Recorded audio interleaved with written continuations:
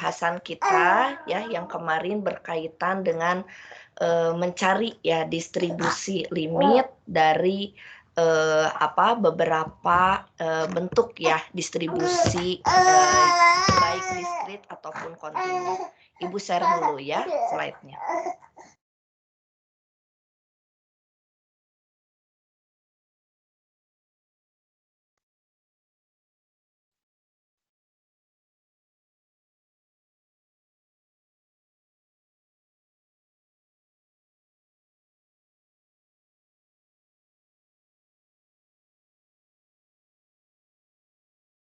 Baik, sudah terlihat anak-anak di layar masing-masing? Sudah, Bu. Ya. Baik, jadi di sini Ibu review sebentar ya sebelum kita masuk ke contoh yang 527 ya, sebentar. Nah, kemarin kita sudah sama-sama melihat begitu ya, bagaimana di sini dari suatu distribusi diskrit ya, sebut Ibu katakan seperti itu. Nah, di sini yaitu distribusi binomial yang punya dua parameter N dan P ya. Nah, ini misalkan saja rata-rata tidak diketahui dan sebagainya begitu ya. Nah, kita diminta mencari distribusi limit dari distribusi binomial. Jadi artinya di sini bahwa jika N tersebut begitu ya, itu kita perbesar ya sesuai dengan teorema limit pusat begitu ya, karena di sini bicaranya distribusi limit ya. Jadi artinya menunjukkan bahwa N pada YN di atas itu kita perbanyak ya, banyaknya sampel. Nah, itu akan mendekati ke distribusi apa. Nah, di sini kita melihat ya bagaimana salah satu langkah untuk mencari distribusi limit menggunakan pendekatan fungsi pembangkit momen. Ya, padahal saya sudah bilang bahwa ada beberapa teknik ya dalam hal ini mungkin yang di awal kita fungsi menggunakan teknik fungsi distribusi. Nah, di sini kita menggunakan teknik fungsi pembangkit momen. Nah, di mana fungsi pembangkit momen ini saya sebutkan ini teknik yang banyak digemari begitu ya oleh orang banyak karena langkahnya cukup pendek. Namun di sini satu hal ya Anda harus mengingat ya beberapa bentuk fungsi pembangkit momennya. Nah, kemarin kita simpulkan bahwa untuk YN yang berdistribusi binomial ini ya dengan N yang kita perbesar dan P-nya barangkali di sini kalau Anda lihat P ini kan dirumuskan berdasarkan dari rataan binomial bahwa mu itu sama dengan NP. Nah, sehingga peluangnya itu menjadi mu dibagi N. Gitu ya. Nah, kenapa? Padahal kan kemarin kecurigaan kita ya, anak-anak masih ingat, biasanya kalau YN-nya itu kita perbesar begitu ya, binomial kita perbesar, rata-rata kan ke normal begitu ya. Nah, kenapa kemarin kesimpulan terakhir ini ke Poisson dan ada kalimat catatan terakhir Ibu menyebutkan bahwa jika N diperbesar dan P-nya diperkecil begitu ya. Nah, itu lebih mengarah ke distribusi Poisson. Kenapa? Karena secara fenomena distribusi Poisson itu termasuk merupakan distribusi suatu kejadian yang jarang terjadi ya anak-anak, karena dia menyatakan biasanya ya pembacak Poisson itu adalah banyaknya kejadian dalam istilahnya banyaknya kejadian dengan berpeluang kecil. Nah, Anda perhatikan di sini P itu ya, bahwa definisi P yang kita ketahui bahwa dia adalah peluang sukses bagi distribusi yang binomial tadi, itu kita nyatakan dengan mu dibagi N, berdasarkan rata-rata binomial. Nah, sehingga kalau N-nya diperbesar ya, sesuatu dibagi yang sangat besar, kan tentu saja dia tambah kecil begitu P-nya. Nah, disinilah kenapa larinya ujung-ujungnya menjadi distribusi Poisson. Nah, itu alasan tambahan ya kenapa kemarin sesudah kita turunkan fungsi pembangkit momen dari YN ya. Nah, ini artinya Anda harus tahu fungsi pembangkit momen dari binomial. Dan kemudian kemarin terakhir sebelum kita mengenakan limit ya pada MYN ini, begitu ya. Nah, ini kita harus menggunakan beberapa, bukan teorema ya, beberapa perumusan ya dari yang sudah kita kenal pada, mata kuliah matematika ya, 1A atau 2A ya, yang belajar tentang, limit n mendekati tak terhingga dari suatu deret biasanya. Nah, maka kemarin, kita simpulkan ya, si M dari YT yang merupakan limit dari fungsi pembangkit momen barisan YN ini, nah dia menyerupai di sini distribusi Poisson, begitu. Nah, itu jadi kemarin kesimpulan ya, catatan kenapa distribusi binomial dengan peluang yang kecil ini dia akan mendekati distribusi Poisson. Nah, kemudian di sini kita juga bisa melihat begitu ya dari contoh 527.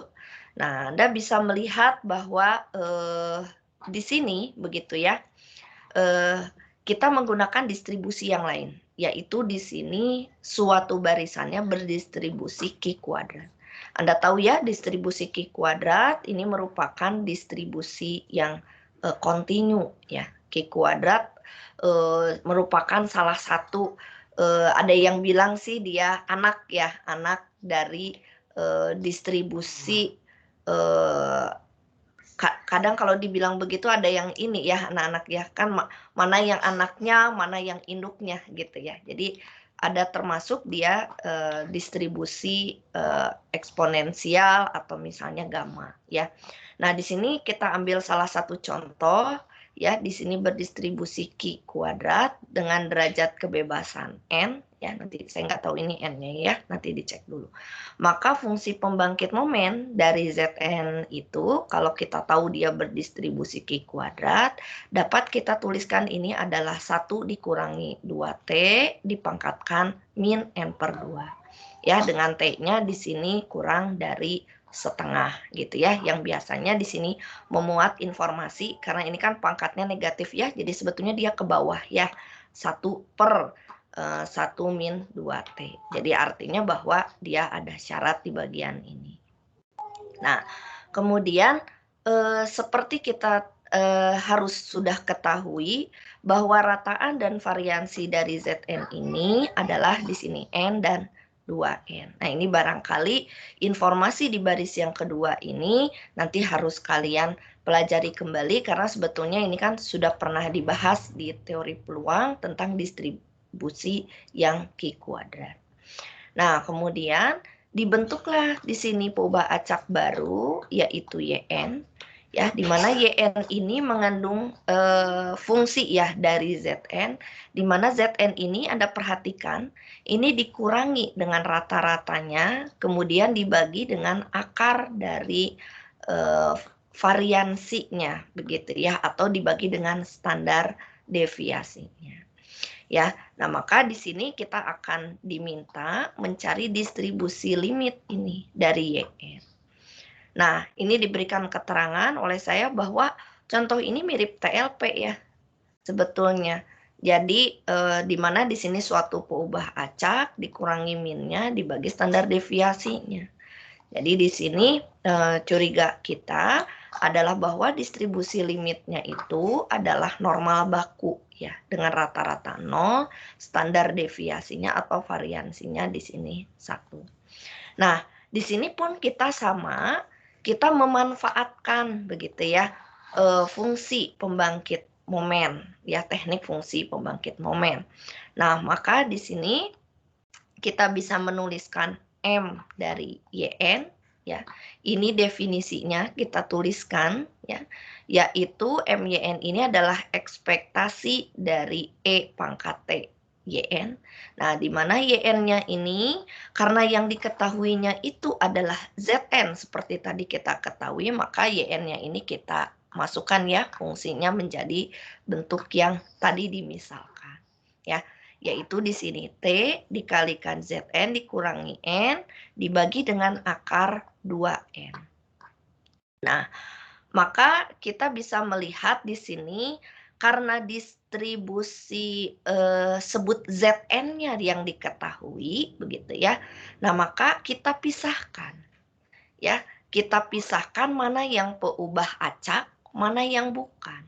Karena di sini kita lihat dia masih mengandung penjumlahan ya antara peubah acak dengan sesuatu min yang diketahui. Nah, maka kita pisahkan dia menjadi E pangkat T yang hanya mengandung Zn-nya supaya nanti keluar fungsi pembangkit momennya ya, dikalikan dengan E pangkat yang mengandung konstanta saja ya, yaitu min Tn dibagi akar 2N. Nah, maka kita lihat suku yang kedua ya, yang mengandung tadi suatu konstanta dan tidak mengandung peubah acak Zn-nya bisa kita keluarkan. Ya. Nah, sehingga di sini menyisakan tinggal di dalam ekspektasinya itu adalah E dipangkatkan T per akar 2N dari Zn.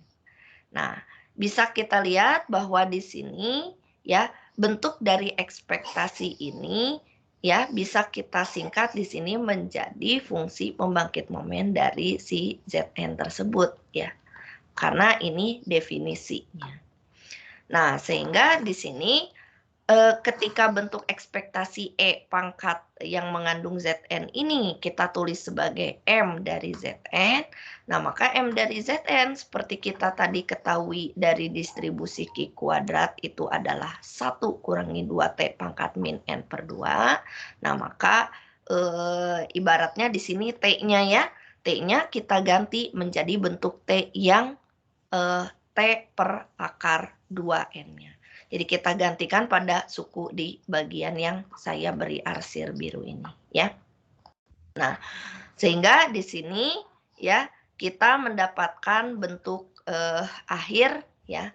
Kita substitusikan bentuk seperti ini. Dengan jangan lupa bahwa T-nya pun kita modifikasi ya, tidak lagi setengah tapi dia mengandung 1 per yang akar 2N ini. Nah, untuk selanjutnya di sini dapat kita dapat kita perbaharui begitu ya, kita lihat bentuk umumnya supaya kita bisa sampai ke bagian yang bisa kita uraikan menggunakan deret Taylor. Nah, maka di sini kita perhatikan ya, di sini harus mengubah dulu kita mengejar bentuk yang T per akar 2N-nya, begitu ya. Nah, sehingga di sini harus kita bentuk di sini suku yang pertama yang di depan itu kita modifikasi begitu ya, supaya di sini pangkatnya bisa sama-sama kita satukan, lalu pangkatnya kita keluarkan, begitu.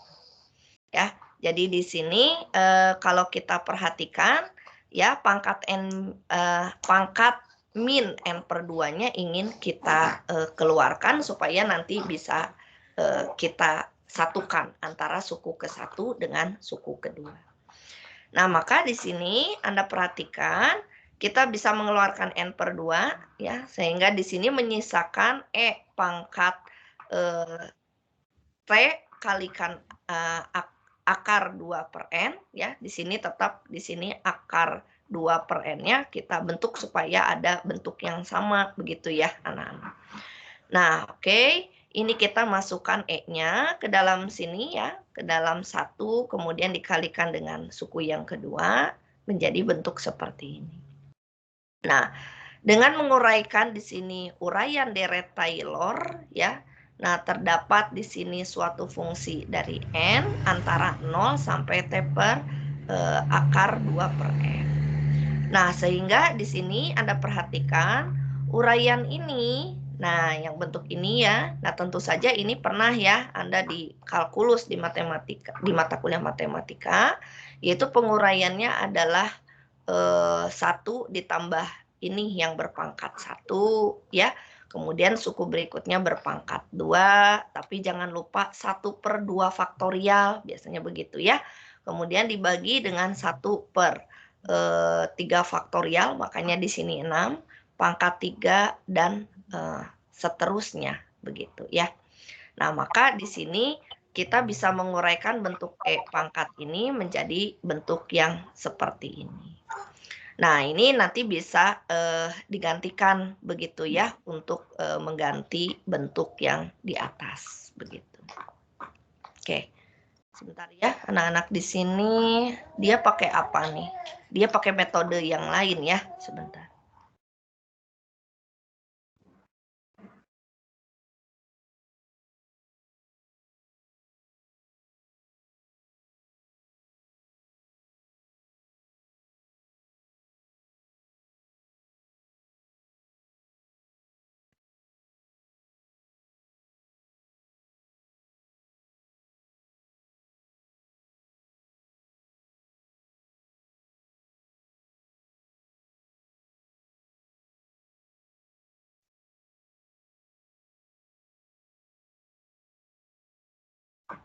Oke, ya, kita lanjutkan.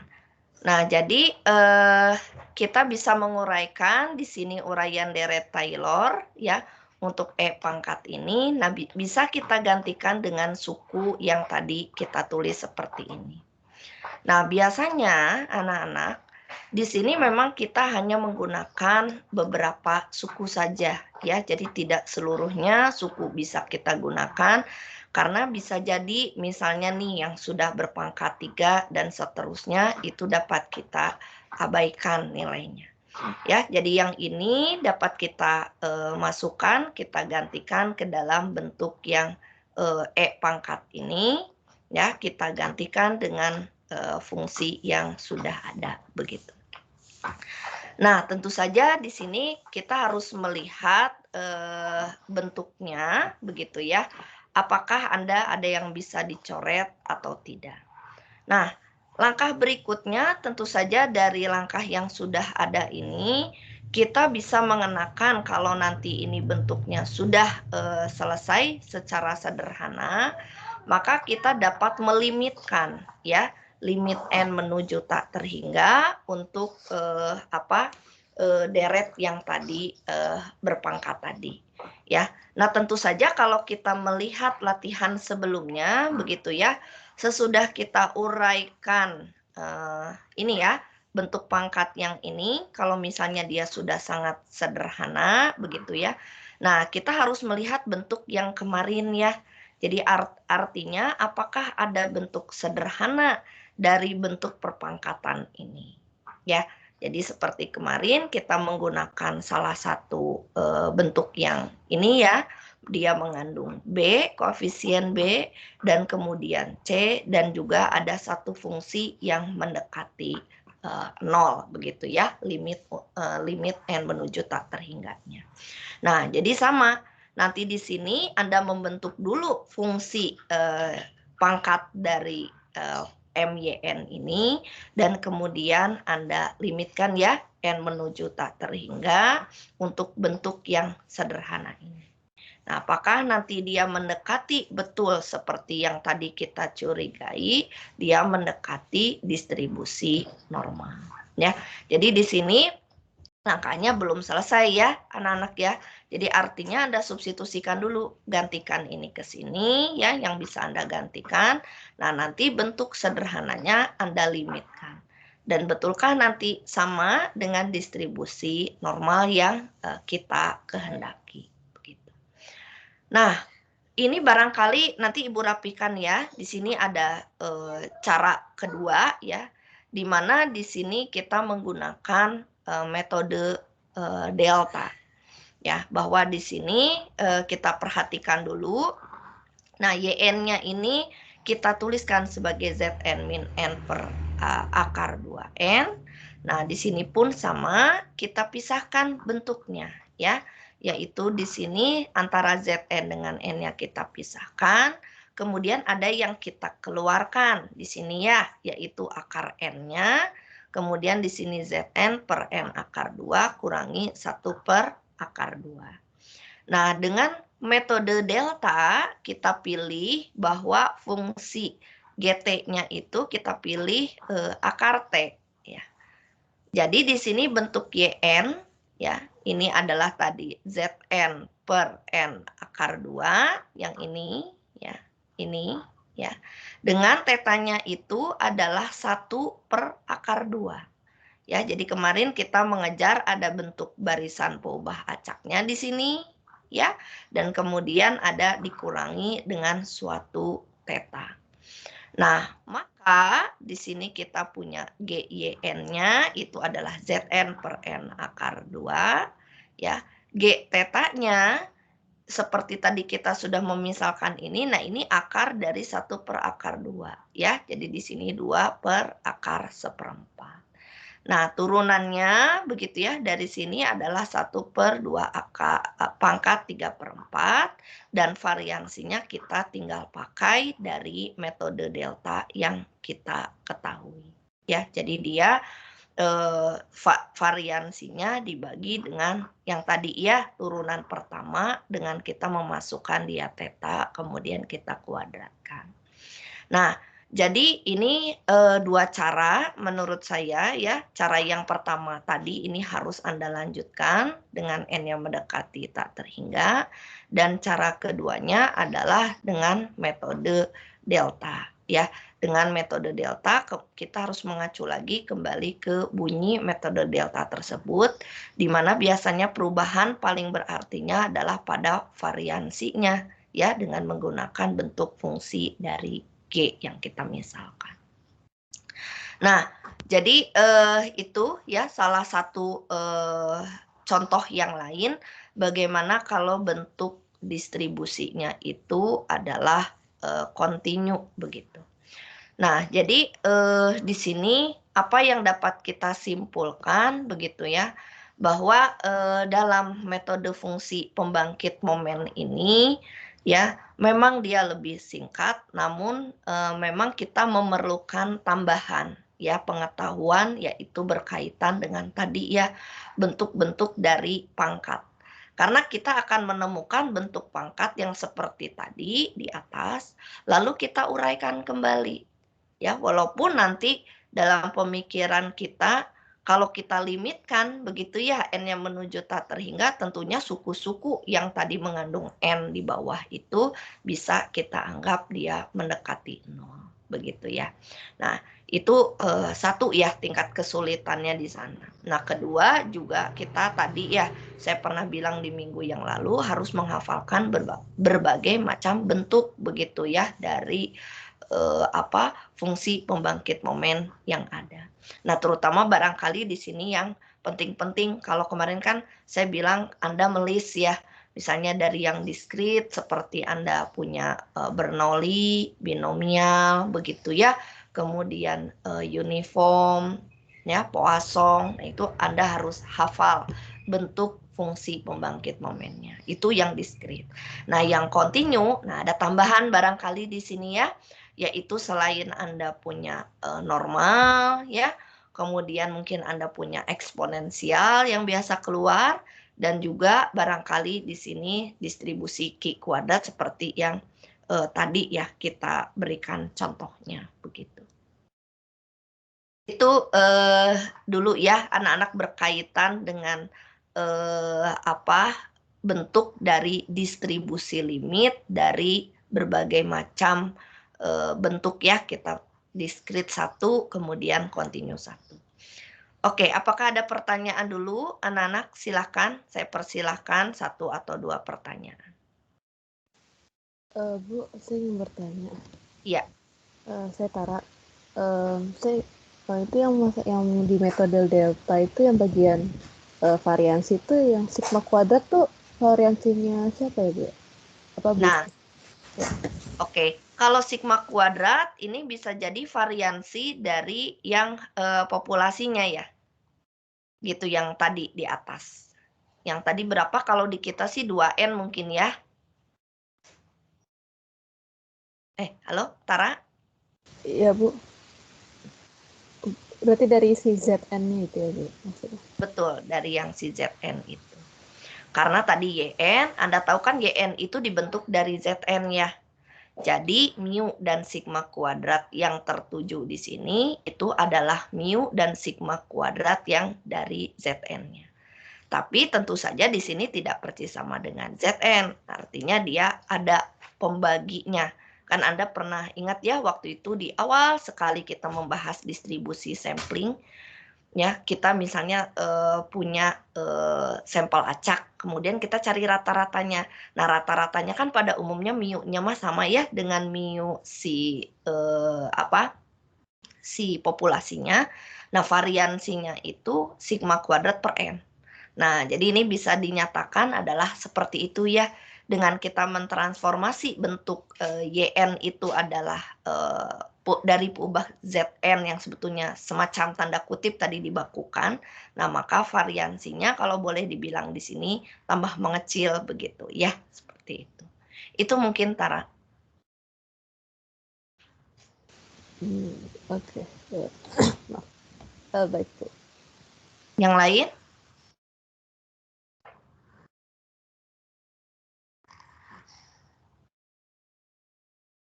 Ada?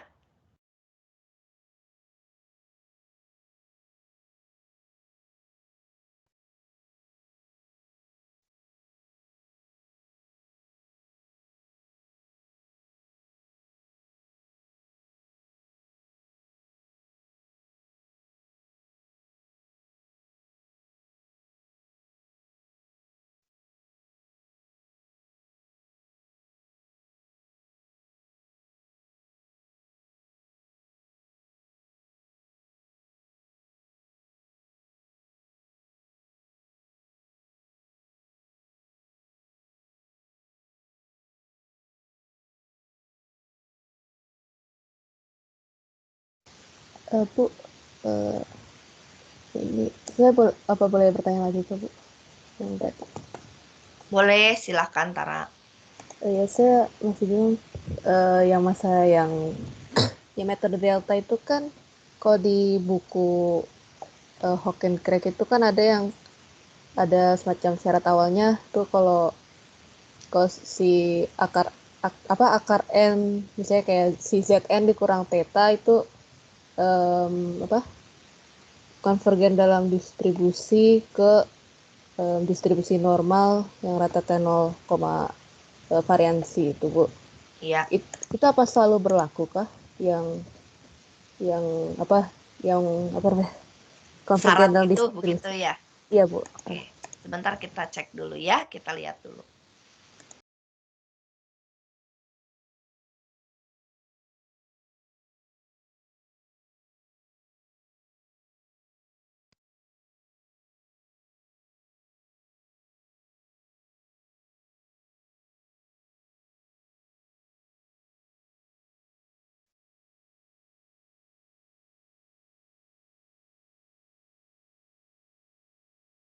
Ini ya, Tara ya. Ya. Iya Bu. Nah, tadi kalau kita lihat Bu, apakah itu berlaku enggak begitu ya untuk seluruh kasus? Kita memang harus melihat dulu, Tara, di sini syarat-syaratnya. Begitu itu ya. Jadi kalau di sini dibilang bahwa di metode delta ya, ini intinya kan sebetulnya kemarin ya mencari distribusi asimptotik dari suatu peubah acak yang distribusinya diketahui. Ya, jadi artinya bahwa pertama kalau kita lihat dari teorema barangkali di sini 529 ya yang mengacu tadi yang Tara sebutkan ya. Nah, Anda pertama harus punya peubah barisan peubah acaknya dulu begitu ya.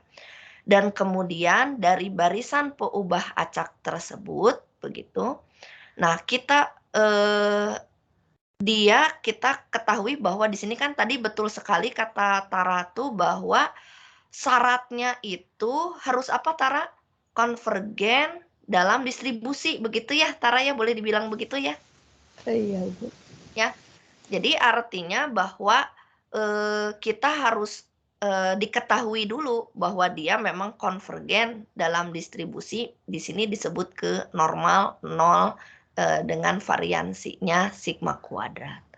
Dan bentuknya adalah kalau Anda lihat di sini distribusi XN ini gitu ya.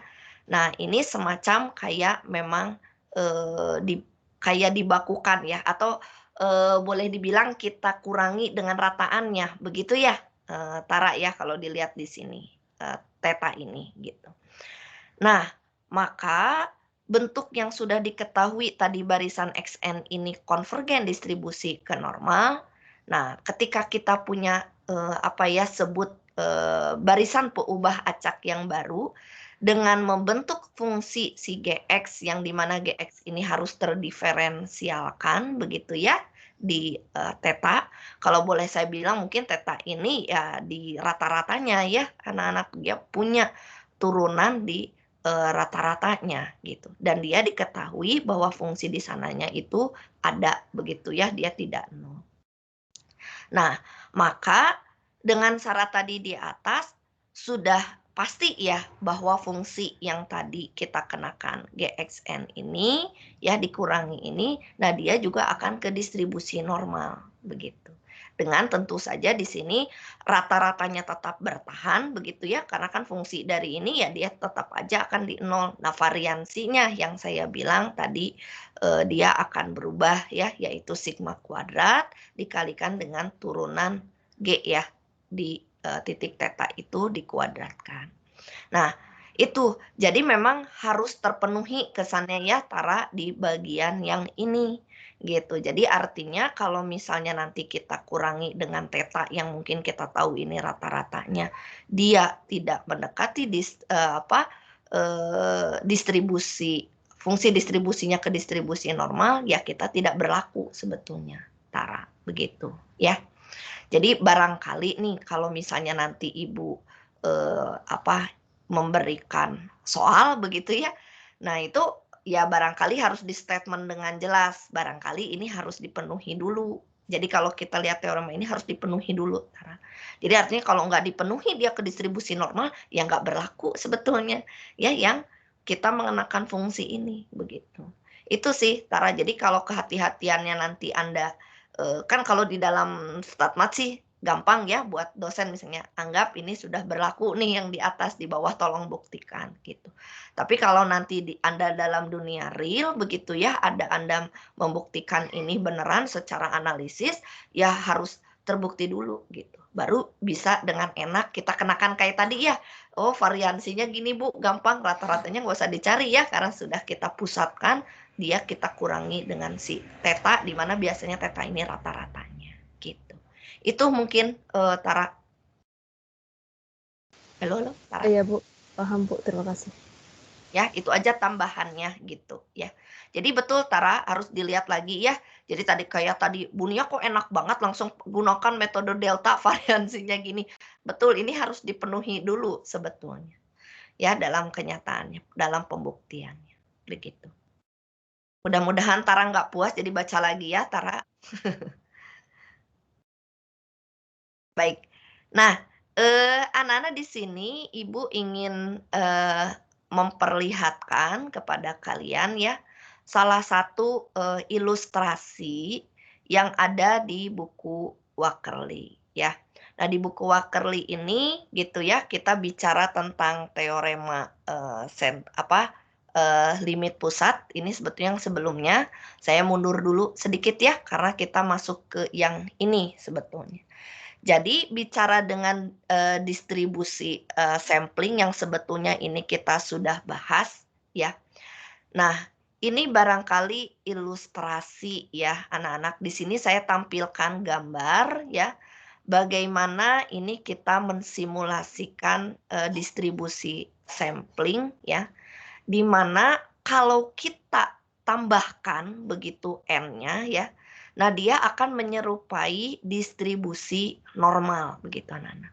Jadi kenapa sih cenderung banyak sekali di sini terkesan ya tanda kutip apapun distribusinya kalau N-nya kita perbanyak maka dia akan mendekati distribusi normal.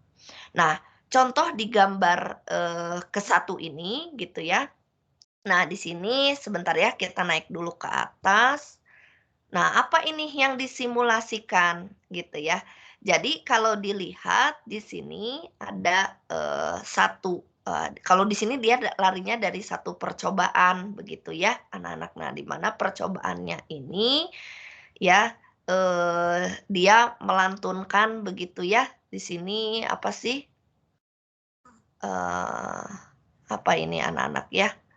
Jadi dia melantunkan dadu ya di sini ya.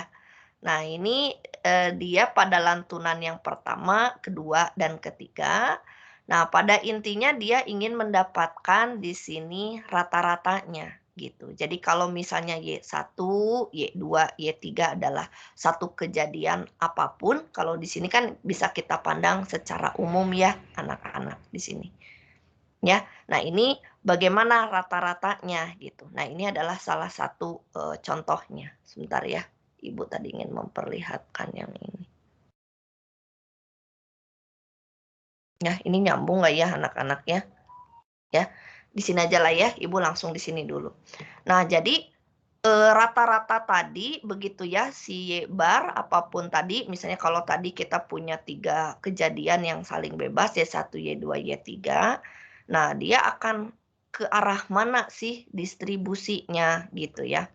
Nah, kalau dilihat dari gambarnya di sini ya, dengan kita menambah N-nya begitu ya, yang tadi distribusinya barangkali di sini berwarna di sini abu-abu tua. Nah, lama-kelamaan dengan kita memperbanyak N itu, dia akan semakin mendekati suatu distribusi normal gitu ya. Dan biasanya kalau misalnya kita punya distribusi yang tadi diskrit, baik binomial atau tadi ya dia uniform, ya karena kalau kita melantunkan dadu atau mata uang, itu kan peluangnya ibaratnya dibagi dengan banyaknya gitu ya. Jadi artinya kalau dadu misalnya 1/6 begitu ya, kalau mata uang dia setengah, nah itu kan diskrit semuanya. Nah, dengan N percobaannya kita lakukan lebih banyak, nah maka dia akan menyerupai distribusi normal, tentu saja dengan rata-ratanya sama variansinya mengikuti ya anak-anak dengan distribusi yang ada. Jadi artinya kalau misalnya kita punyanya distribusi binomial, ya, nah rata-ratanya tetap sama ya, yaitu mu-nya adalah N kali P, sesuai dengan rata-rata dari binomial. Begitupun variansinya. Nah, kalau uniform begitu ya, uniform misalnya 1/6 atau 1/2. Nah, rata-ratanya juga Anda harus mampu menghitungnya. Begitu ya, seperti halnya kalau kita punya uniform misalnya uniform yang kontinu gitu ya, kan rata-ratanya Anda sudah tahu misalnya B kurangi A per 2 gitu ya, setengah dari A tambah B lah sebut seperti itu. Nah, jadi eh, bahwa rata-ratanya nanti mendekati nilai berapa dan variansinya berapa itu mengikuti dari distribusi yang ada begitu. Nah, secara grafik kalau nanti kita gambarkan, nah dia akan mendekati tadi saya bilang distribusi normal begitu. Nah, di sini juga ada distribusi yang lainnya begitu ya. Bentar ya. Nah, ini menunjukkan sama ya tuh ya distribusi dari suatu percobaan. Ini contoh aja ya 7.1 nih sekilas. Ya, jadi kalau Anda punya peluangnya seperti ini 1/6 begitu ya, seperti Anda melontarkan dadu, nah mu-nya harus bisa mampu di sini ya Anda hitung begitu. Begitupun dengan variansinya. Ya, artinya dengan menggunakan rumus yang ada begitu. Ntar Ibu ini lagi ya. Nah, ini juga Ibu menunjukkan ada distribusi dari yang sudah kita bahas ya. Kalau ini benar-benar dari distribusi normal nih, anak-anak ya. Dari distribusi normal ya, maka nanti dia rata-rata dan variansinya ya. Ini juga kalau N-nya kita perbanyak, maka dia masih normal juga ya untuk Y barnya. Ibu terus dulu ya. Nah, ini nanti ada kaitan ya anak-anak antara nanti peluang dari distribusi yang normal dengan N-nya begitu ya, atau berapa banyaknya sampel yang harus kita ambil. Nah, ini biasanya nanti kami keluarkan lagi nih anak-anak di bagian inferensi, yaitu dengan banyaknya ukuran sampel ya yang diharuskan jika kita ingin mendapatkan probability tertentu.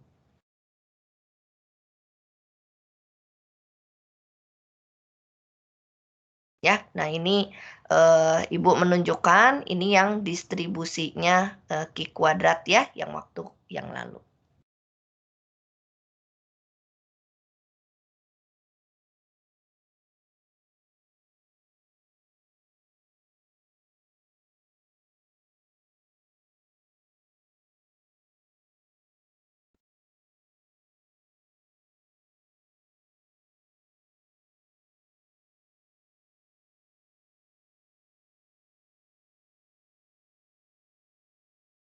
Nah, yang ini Anda perhatikan, ini distribusi tadi kita lihat contohnya adalah eksponensial ya, anak-anak ya, perhatikan.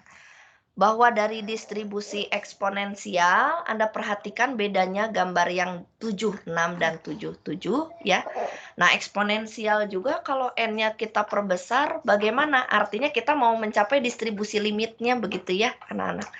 Nah, secara grafik di sini kalau kita punya di sini sampel acaknya di sini 1000 ya, dengan di sini N-nya itu 5 ya, dari distribusi eksponensial. Nah, grafik gambarnya adalah seperti ini ya, dari Y-bar-nya, dari rata-ratanya. Nah, jika banyaknya sampel itu kita perbanyak, di sini sebut N-nya 25 ya, anak-anak. Artinya rata-ratanya tentu saja di sini akan bergeser karena kita semacam kayak mengalihkan ya dengan N-nya. Nah, yang di sini Anda perhatikan dia secara distribusinya makin terbawa begitu ya, anak-anak, ke kanan. Jadi kalau distribusi eksponensial kan Anda tahu ya, biasanya dia banyak berkumpul di bagian depan, lalu dia turun ya, dia punya ekor. Nah, dengan menambahkan N-nya, itu sampel acaknya makin banyak, sebut ini kalau yang tadinya 5, kali aja 5 kalinya gitu ya anak-anak. Jadi kita perbanyaknya 5 kalinya, nah maka dia dari secara bentuk akan semakin simetri begitu ya ke tengah. Nah, jadi di sini dengan penambahan 5 kalinya dia akan seperti itu. Nah, artinya kalau N-nya nanti kita perbesar lagi akan menyerupai apa? Nah, tentu saja di sini bisa ya kita prediksikan bahwa dia akan mendekati normal begitu. Tentu saja dengan banyaknya biasanya ya yang saya tahu banyaknya diagram batangnya pun akan tambah banyak, jadi tambah renyek lah begitu ya anak-anak, dan dia akan menyerupai nanti gunung ya yang setangkup. Nah, jadi ini dua ilustrasi ya, saya ingin menggambarkan bahwa dari distribusi yang eksponensial pun ya kita bisa mendapatkan di sini hampiran ya, ketika kita N-nya perbesar dia akan mendekati distribusi normal begitu. Oke, nah itu dua gambaran secara gambar. Jadi sebetulnya bisa nanti kalian cobakan sendiri begitu ya. Kalau tidak salah di Excel itu bisa ya Anda membangkitkan berbagai macam distribusi. Ya, misalnya Anda mau distribusi binomial, Anda tinggal memasukkan random begitu ya, random dengan distribusi tertentu, misalnya binomial. Nah, nanti Anda perbanyak terus misalnya banyaknya sampel, nah Anda bisa melihat atau mengamati perubahan-perubahan yang terjadi begitu ya dari grafiknya. Normal juga continue juga bisa Bu, bisa ya, karena di sana ada berbagai macam distribusi yang bisa Anda lakukan ya, tinggal Anda memperbanyak, misalnya N-nya masukkan sedikit dulu 10. Nah, nanti Anda bentuk histogramnya. Jadi biasanya kalau pengalaman saya itu kayaknya di Anda pernah ya. Jadi Anda bangkitkan distribusi, misalnya satu distribusi dulu uniform lah entah apa. Nah, Anda bangun dulu misalnya dia 10 gitu ya. Jadi artinya nanti bilangannya ada 10. Lalu Anda fitting dengan histogram. Nah, kemudian Anda perbanyak misalnya tadi ya 5 kalinya sebut misalnya 50. Nah, apa yang terjadi pada histogramnya? Dan kemudian selanjutnya sampai Anda sangat besar sekali, biasanya kalau bisa nyampe 1000 begitu ya, dan seterusnya. Nah, itu yang dimaksud dengan yang tadi ya, distribusi limit yang kita harapkan begitu ya, dia mendekati distribusi apa. Nah, itu saja ilustrasi yang tadi dari buku Wakerly bisa menjadi contoh ya, distribusi limit yang ingin kita peroleh. Tapi kalau tadi khusus untuk distribusi sampelnya ya, yaitu untuk rataannya.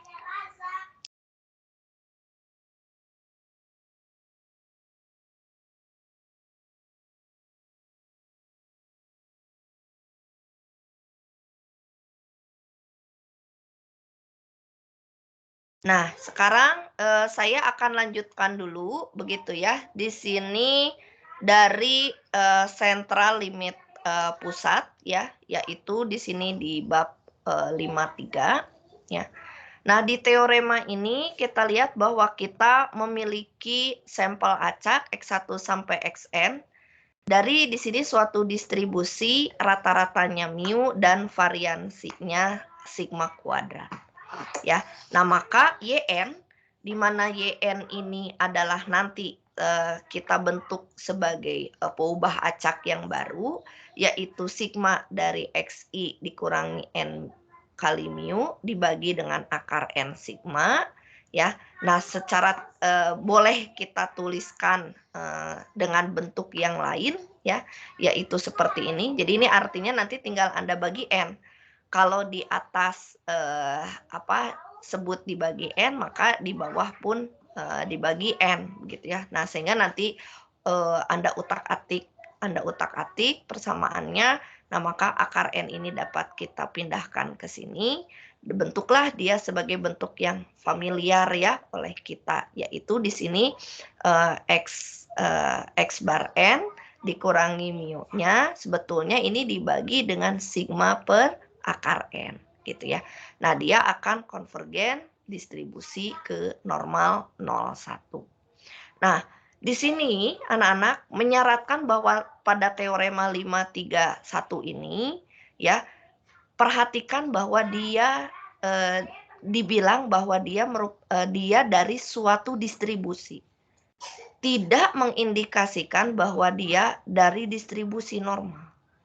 Jadi boleh dibilang bahwa XN yang disebutkan di sini itu bisa dari distribusi apapun.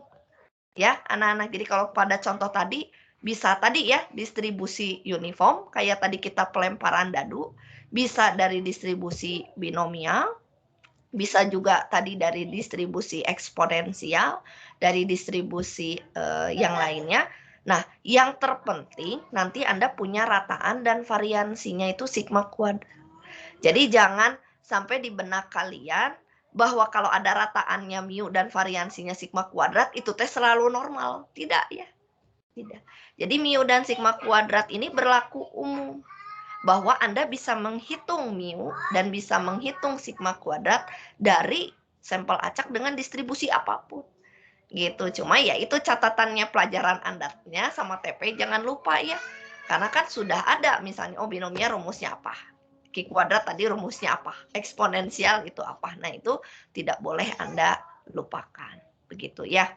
Nah, seperti itu. Nah, seperti di sini ya contohnya adalah ya misalkan sampel acak X1 sampai Xn, pokoknya dia punya rata-rata mu dan variansinya sigma kuadrat.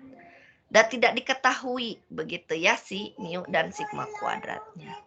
Nah, misalkan di sini ada X bar dan S berturut-turut adalah rataan dan simpangan baku sampel begitu ya. Nah, maka di sini ya kita ingin buktikan bahwa X bar dikurangi mu dibagi S per akar N ini konvergen dalam distribusi ke N ke distribusi normal baku.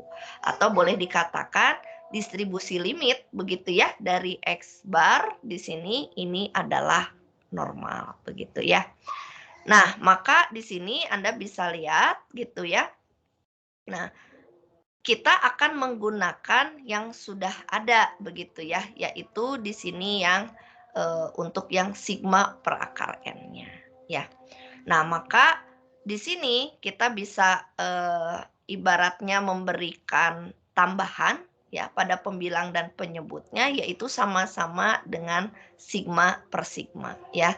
Nah, maka kita akan mendapatkan bentuk sebetulnya yang kita kejar adalah suku yang ini, yaitu yang X bar dikurangi mu dibagi dengan sigma per akar N-nya.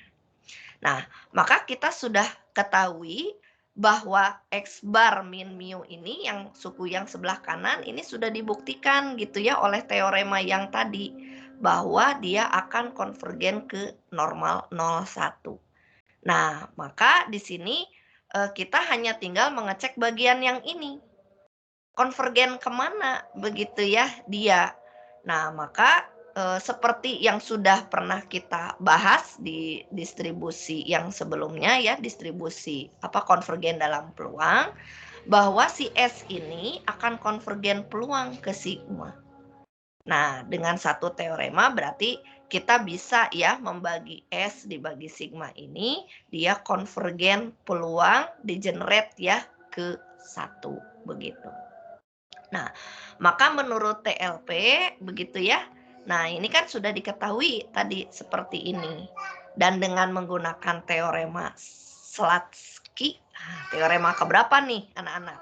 Ayo, teorema ini ada ya, yaitu perkalian ya. Perkalian dari dua peubah acak yaitu xn, misalnya sebut dengan yn.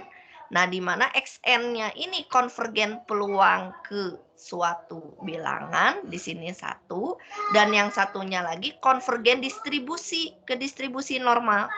Nah, maka kalau perkalian dua peubah acak yang satu konvergen peluang, yang satu konvergen distribusi, maka perkaliannya akan konvergen distribusi. Nggak bisa ngejar ke konvergen peluangnya, karena bahasanya yang kuat dikalikan yang lemah. Jadi setidaknya yang lemah pasti kita penuhi. Jadi makanya di sini konvergennya konvergen dalam distribusi, tidak konvergen dalam peluang. Nah, dari sini maka kita dapat ketahui bahwa X bar kurangi mu dibagi S per akar N, dia konvergen distribusi ya juga ke normal 0,1 gitu. Nah, di sini ya contoh bahwa tadi ya untuk yang sampel ternyata dia juga mengikuti ke distribusi normal bakunya. Nah, contoh yang berikutnya ya, ini adalah hampiran dari distribusi binomial ya, yaitu bahwa dengan n yang kita perbesar untuk distribusi binomial ini, dia akan mendekati distribusi normalnya. Nah, misalkan di sini Anda baca dulu ya. Nah, di sini diketahui ya distribusi binomial ya dengan n-nya 1, peluang suksesnya itu P ya.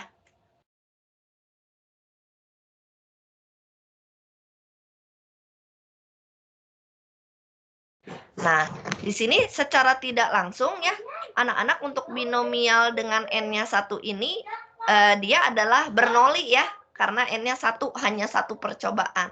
Jadi artinya dengan melakukan satu kali percobaan ya kita dapat peluang suksesnya itu P. Jadi ini lebih khusus lagi. Jadi distribusi binomial dengan N1 kan tidak lain Bernoulli.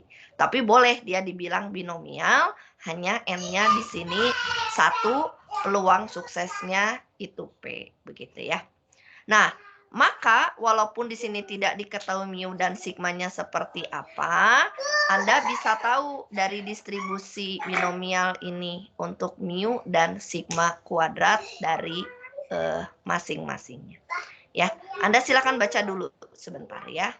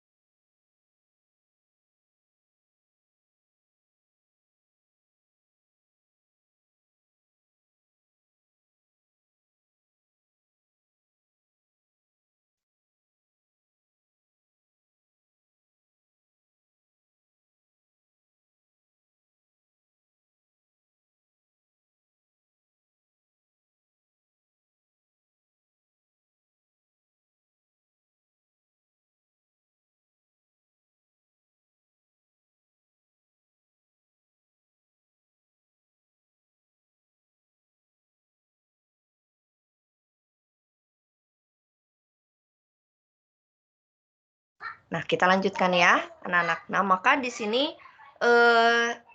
kita bentuk di sini peubah acak baru, yaitu YN, ya, di mana YN ini adalah jumlahan dari XI yang tadi kita punyai, ini sebanyak N.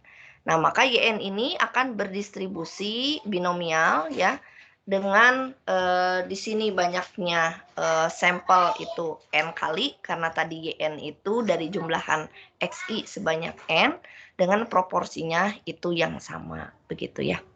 Nah, maka di sini kita bisa menggunakan ya, mengaplikasikan teorema limit pusat ya, di mana kita mencari dulu ya ekspektasi dari YN ya dan juga variansi dari YN. Nah, di sini kita dapatkan ekspektasi dari YN itu N kali P dan variansinya adalah NP dikalikan 1 kurangi P. Nah, menurut TLP ya, artinya kita punya satu fungsi YN begitu. Kita kurangi dengan rata-ratanya, yaitu di sini NP, dan kemudian kita bagi dengan standar deviasinya. Ya, jadi artinya di sini kita bagi dia dengan akar dari variansinya di sini ya, dan dia akan berdistribusi normal baku. Nah, jadi di sini kalau kita ingin mengacu kok bisa ini berdistribusi konvergen dalam distribusi ke normal baku. Nah, maka kita bentuk ya, anak-anak, kita bentuk karena kan di sini kita harus mengejar informasi yang diketahuinya ya, yaitu informasi yang di atas ya, yaitu yang bentuknya yang tadi yaitu Bernoulli 1P ini. Nah, maka kita harus melakukan suatu transformasi bentuk ya di sini, bahwa kita kejar di sini itu adalah tadi ya, YN-nya kita bagi N supaya dia bisa menjadi XN bar begitu. Dan kemudian di sini N-nya kita keluarkan ya, NP di sini kita keluarkan supaya di sini dikurangi dengan P-nya. Karena tadi kita punyanya distribusi binomial, itu rata-ratanya di sini adalah di sini P ya. Anak-anak sebentar. Di sini Ibu ganti ya. Jadi kan di sini rata-ratanya P, kalau di sini betul ya, P dikalikan 1 min P. Yang ini Ibu salah ya tadi ya, N-nya kan 1. Jadi di sini rata-ratanya P. Berarti yang kita kejar adalah pengurangannya itu harus dikurangi P, dan yang di bawahnya harus akar dari P kalikan 1 min P. Ya. Nah, sehingga ketika kita tadi ya membagi N dengan N-nya kita keluarkan, kemudian di sini akar N-nya kita pisahkan, ya. Nah, maka kita akan mendapatkan bentuk yang tadi di awal yang ada di TLP, yaitu adalah akar N dikalikan peubah acak barunya dikurangi rata-rata dibagi dengan standar deviasinya. Nah, yang ini suku yang kedua inilah yang tadi menurut TLP dia konvergen dalam distribusi ke normal baku. Nah, sehingga tidak lain bentuk ini adalah bentuk yang YN, maka YN yang dibakukan ini dia akan berdistribusi normal baku. Nah, jadi itu ya bagaimana di sini teorema limit pusat ini kita aplikasikan untuk mengaproksimasi tadi distribusi binomial ya dengan N-nya kita perbesar. Nah, berikutnya adalah contoh yang lain, yaitu di sini misalkan kita punya sampel acak begitu ya, X1 sampai Xn dari distribusi Bernoulli dengan P topi ini proporsi sukses sampel gitu. Jadi di sini kita ingin mengaproksimasi tadi ya bagaimana peluang suksesnya. Jadi lebih ke peluang sukses bukan ke rata-ratanya. Nah, maka di sini kita definisikan dulu bahwa P topi itu adalah sigma dari XI per N gitu ya, dan ini tidak lain adalah dari X bar N-nya. Jadi mirip seperti tadi ya sebetulnya rata-ratanya. Jadi kalau peluang sukses kita rata-ratakan kan sama saja ya dengan kita mencari rata-ratanya kalau kita punya N banyak sampelnya. Nah, sehingga di sini ya P topi dikurangi P, begitu ya, akar dari P topi kali 1 min P topi per N. Nah, ini kalau cara menulisnya nanti bisa jadi ini yang akar N ini pindah ke atas ya. Jadi nanti akar N dikalikan P topi kurangi P dibagi dengan akar dari P topi kali 1 min P topi. Nah, dia akan konvergen dalam distribusi ke normal baku. Nah, buktinya tentu saja seperti tadi halnya di atas, Anda mencari ekspektasi dan variansi dari peubah acak yang baru. Nah, maka kita pun di sini mencari ekspektasi sama variansi dari P topi dulu gitu. Karena di sini makhluk yang barunya adalah P topi. Ya. Nah, sehingga P topi ini tadi yang sudah kita definisikan adalah sigma dari XI per N. Ya. Nah, ini yang kita cari. Ya, jadi kalau ditulis lebih ininya gitu ya. Ini kita juga sama mencari ini ya. Jadi tidak lain kita mencari dulu ekspektasi dan variansi dari ini. Dari P topi. Ya, ini yang sebetulnya kita mau cari gitu ya. Sebentar ya. Nah. Ya. Ini adalah variansinya. Ya. Kalau variansi biasanya kotak ya anak-anak ini Ibu belum konsisten nih. Jadi harusnya kalau ekspektasi itu kotak gitu ya. Kalau variansi biasanya menulisnya kurung saja ya. Nah, jadi kita mencari dua ini karena nanti itu akan menggantikan P yang di sebelah kanan ini dan juga yang di bagian bawahnya ya. Nah, maka ekspektasi P topi tidak lain adalah ekspektasi X bar N. Ya, ini kita tinggal substitusikan dan dia dapatnya adalah P. Nah, variansi dari P topi itu kita tulis menjadi variansi dari sigma XI per N. Hati-hati karena ini konstanta, maka kalau keluar menjadi 1 per N kuadrat, ya, dikalikan variansi dari jumlahan XI. Ya. Nah, karena tadi biasanya ya sampel acak X1, X2, Xn ini walaupun nggak disebutkan gitu ya. Ini biasanya saling bebas ya, anak-anak. Nah, maka variansi dari jumlahan XI tidak lain adalah jumlahan dari variansi XI itu sendiri. Ya. Nah, jumlahan kita tahu bahwa variansi XI gitu ya, itu adalah NP dikalikan 1 min P ya. Maka di sini sebentar ya, OP dikalikan 1 min P bernoli ya, anak-anak. Jadi ini ya. Nah, dikalikan atau kita jumlahkan sebanyak N. Nah, maka di sini dikalikan N ini. Jadi N di sini ini menunjukkan bahwa ada N buah variansi dari XI. Nah, variansi XI-nya yaitu yang ini ya, P dikalikan ini. Jadi kalau ini saya kasih titik aja ya, anak-anak ya. Jadi ini penjeda ya. Jadi artinya ini N dikalikan si variansi XI. Nah, maka Anda bisa mencoret, maka hasilnya adalah seperti ini. Nah, maka dengan menggunakan teorema limit pusat ya, seperti ini, ya sebetulnya ini rumus umumnya. Jadi X bar N kurangi ekspektasi X bar N dibagi dengan akar dari variansi X bar N. Nah, maka tinggal Anda gantikan masing-masing. Baik ekspektasinya ataupun variansinya. Nah, sehingga bentuknya adalah seperti ini.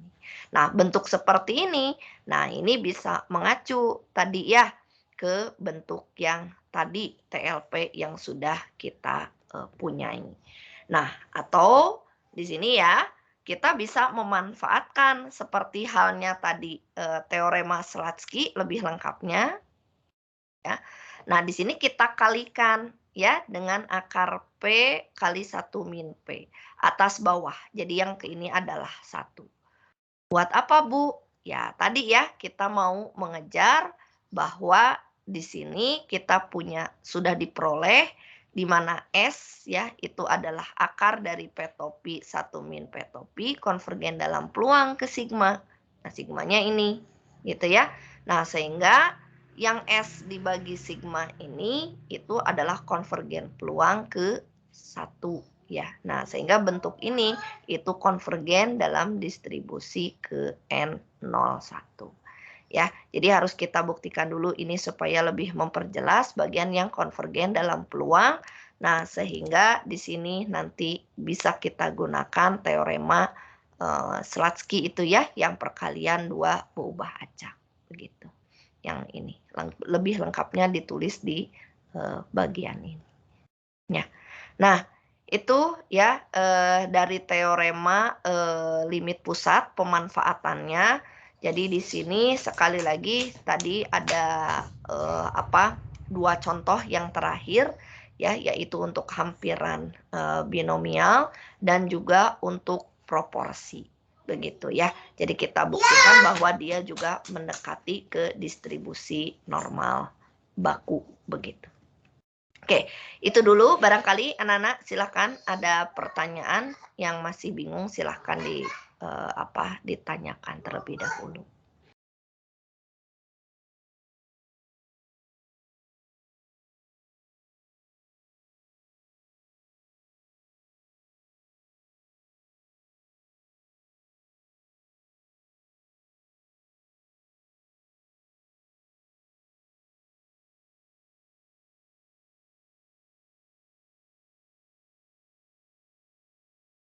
Tidak ada ya? Nah, jadi itu tadi ya pemanfaatan dari teorema limit pusat. Sebetulnya lebih familiar ya teorema limit pusat ini karena sudah pernah kita bahas sebelum-sebelumnya. Tetapi tentu saja bedanya adalah dulu di bagian awal selain dari mencari ekspektasi dan sekedar variansinya. Nah, di sini anak-anak memanfaatkan tadi ya konvergen dalam peluang ya yang kita pakai gitu. Jadi kalau sebelum-sebelumnya kan kita tidak ada ya istilah konvergen dalam peluang. Nah, ternyata di sini kita membutuhkan satu langkah lagi begitu ya, yaitu untuk mencari tadi ya mencari bentuk perkalian dari dua peubah acak, yang satu konvergen dalam peluang, satu lagi konvergen dalam distribusi. Nah, itu saja tambahannya adalah di bagian penggunaan teorema Slutsky untuk pembuktian dia konvergen dalam distribusi begitu. Nah, nanti anak-anak untuk di minggu ini kan rencananya nanti kita akan ada sudah akan ada tutorial begitu ya, nanti dipandu oleh Kak Susi. Nah, nanti soalnya bisa ya kita berikan terlebih dahulu, sudah dibuat oleh Kak Susi. Nah, jadi nanti dari soal-soal tersebut begitu ya, tidak semua sebetulnya nanti bisa dipilih dulu begitu ya, mana yang akan dibahas begitu. Jadi nanti semoga nanti Ibu belum finish ini memeriksa, tapi beberapa dari yang Kak Susi sudah buat ya, itu nanti memuat satu tentang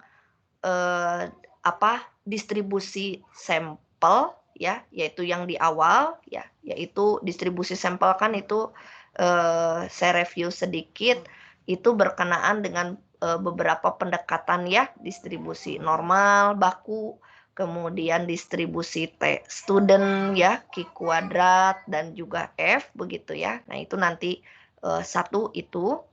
Nah, kedua juga nanti tutorial berkaitan dengan statistik terurut ya. Jadi kalau Anda nanti punya N sampel acak begitu ya, kemudian Anda mencari distribusi dari suatu statistik terurut begitu ya. Jadi fungsi peluangnya pakai yang faktorial ya. Nah nanti ini juga akan dibahas begitu. Dan kemudian bentuk yang lain misalnya begitu ya, Anda mencari distribusi dari nilai tengah begitu ya, dan kemudian juga dari statistik terurut keberapa. Nah itu nanti bisa kita lakukan dengan berbagai macam jenis bentuk ininya ya, distribusinya. Jadi diketahui nanti bentuk fungsi peluangnya. Nah lalu Anda mencari nanti bagaimana bentuk fungsi peluang dari statistik terurut tersebut. Nah kemudian barangkali itu sih ya kalau kata Ibu. Nah nanti bagian yang distribusi limit ya seperti yang Ibu sampaikan di bab 52 ya barangkali. Nah itu bisa untuk nanti pertemuan berikutnya ya. Jadi bagaimana kita mencari distribusi limit dengan berbagai macam cara, baik dengan fungsi distribusi, kemudian metode tadi delta, dan juga dengan fungsi pembangkit momennya. Nah itu nanti bisa kita tambahkan ya sesudah itu. Jadi minggu ini tadi fokus ya ke arah Anda mencari tadi begitu ya distribusi sampling dan juga distribusi dari suatu statistik terurut.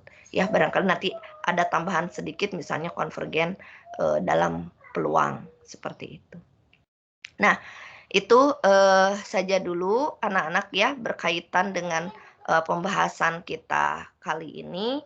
Nah ini kan masuk ke minggu kelima ya, jadi mudah-mudahan nanti kuis bisa saya dulu diskusikan ya mau kapan, dan tentu saja tidak semua ya, jadi bahannya bisa jadi hanya sampai konvergen dalam distribusi begitu ya, atau nanti TLP, karena sesudah ini nanti hari Rabu saya rencananya akan masuk ke penaksiran begitu ya. Jadi seperti di silabus kita di minggu ini harusnya sudah masuk ke penaksiran gitu ya, bagaimana kita menaksir titik dan juga menaksir dalam bentuk selang begitu ya.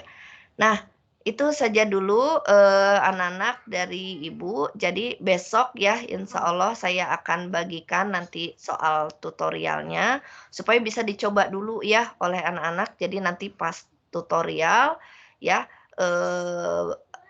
soal-soal yang tadi dipilih itu yang nanti dipilih pas tutorial bisa dibahas begitu ya langkah per langkahnya gitu saat tutorial. Jangan lupa ini anak-anak silahkan mengabsen. Ya, nanti kalau ada pertanyaan susulan, boleh ya Anda aktifkan di grup WA ya, tidak apa-apa. Jadi misalnya pas ngerjain soal kayak tadi, aduh Tara, ada yang, Bu, kok bisa dari langkah sini ke sini, silahkan. Ya, jadi barangkali pas kuliah kan biasanya baru merenung ya, waduh tadi mendalami apa. Nah, nanti misalnya Anda membaca lagi ada yang bingung, silahkan ya. Jadi maksudnya pas kuliah, bisa jadi pas di awal kuliah saya membuka dulu pertanyaan-pertanyaan yang bisa kita jawab begitu. Oke, ada pertanyaan terakhir saya berikan kesempatan.